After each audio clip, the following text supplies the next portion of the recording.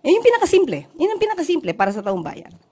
Unang-una po, paano po magiging kidnapping kung may warrant of arrest? It was issued by an authority, by the court.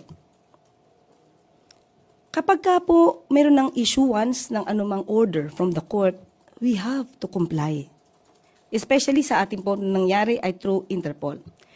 Hindi po pwedeng kapag ka po nagsuserve ang sino mang otoridad, let's say sheriff, atin na lang po itong tatalikuran, or ating sasaktan, o ating susuntukin.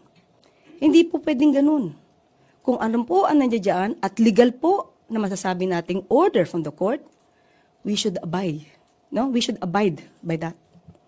So wala po ako nakikitang kidnapping dahil hindi nga po ito sa puwersahan at lahat po ng elemento na dapat pong gamitin para maging masabing valid yung warrant of arrest at yung paghingi ng assistance ng Interpol ay nandiyan naman po. Kompleto po tayo ng papel.